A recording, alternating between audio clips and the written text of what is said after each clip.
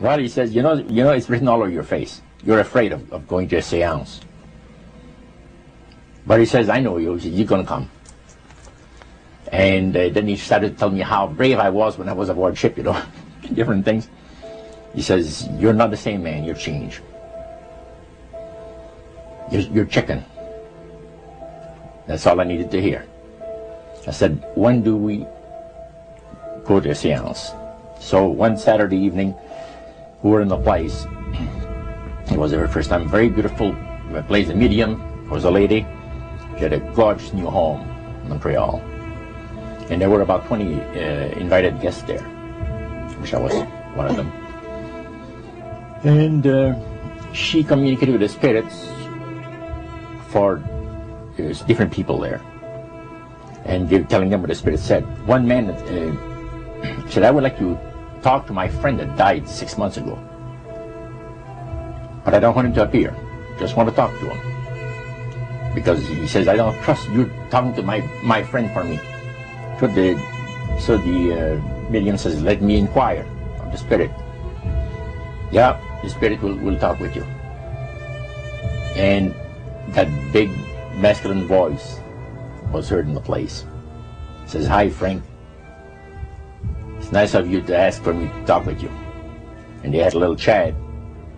And after it was over, Frank says, this is the greatest thing on earth, to be able to talk with the spirits of the dead. Then the medium said, we have a very special surprise tonight for you people. A spirit will manifest itself openly here in a few minutes. And it's like a big gust of wind hit the building. And right through the wall. And the lights weren't terribly bright, but they were like living room lights. A couple of floor lamps, and maybe some of these. And that translucent being seemed to come right out of the wall. How did you feel right at that moment? It's almost like my heart stopped a little bit. You know, very weird feeling.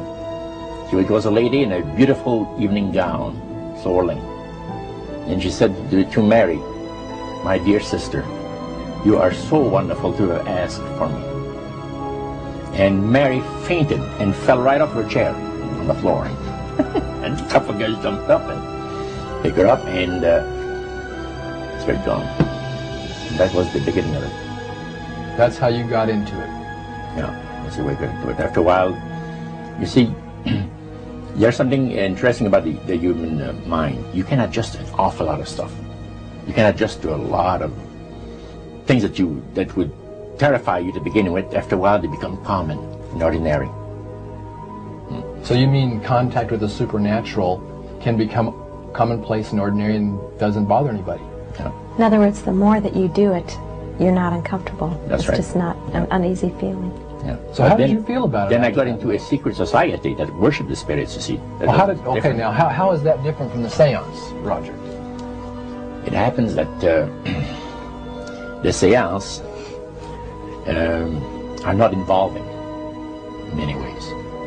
But when you get into a secret society of spirit worshippers, then, and especially when you're invited there by the direction of the higher-ups in the spirit world, you never get out of there alive. And this is exactly what my friend and I were up against. We didn't know anything about it. And there was a very, very popular big band leader. Jazz musician? Band, yeah, very famous. And one night we went to one of these seances, and he was with his wife. So Roger, you're at this restaurant. What happened? We sat there, and we had our favorite alcoholic beverages, you know. And as we talked, the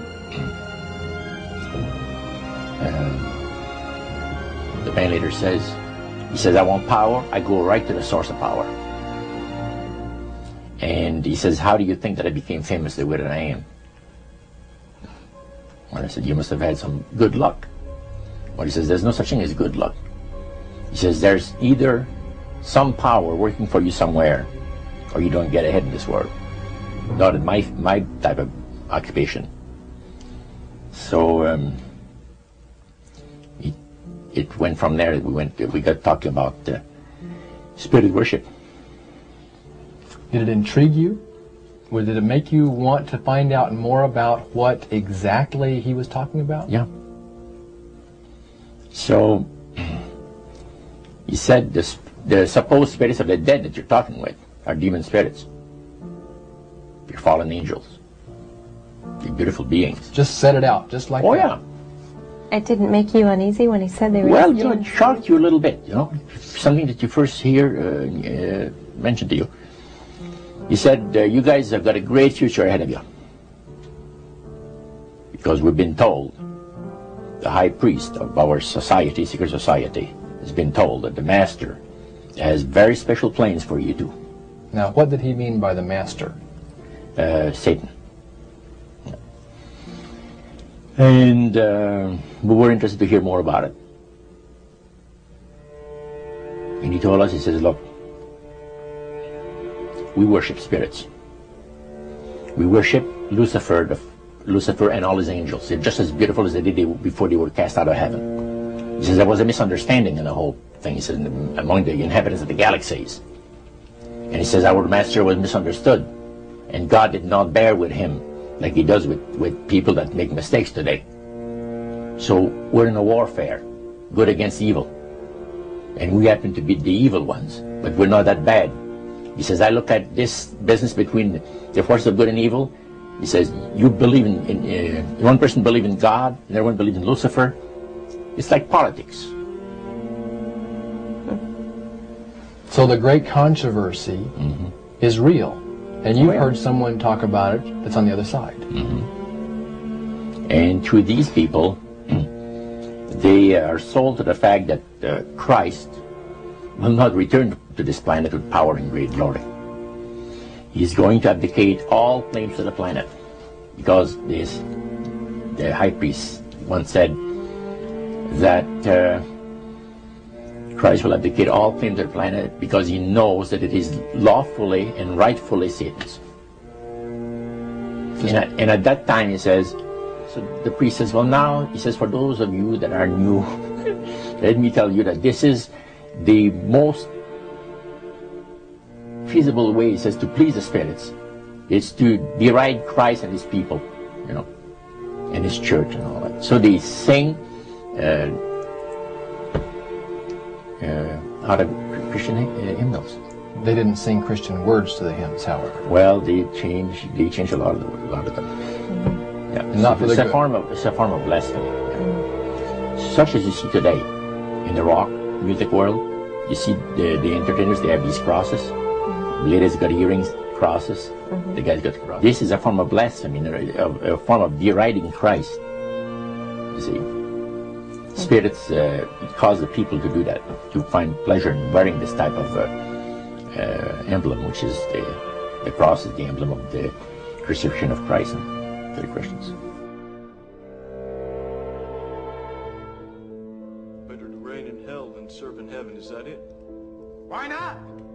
I'm here on the ground with my nose in it since the whole thing began. I've nurtured every sensation man has been inspired to have.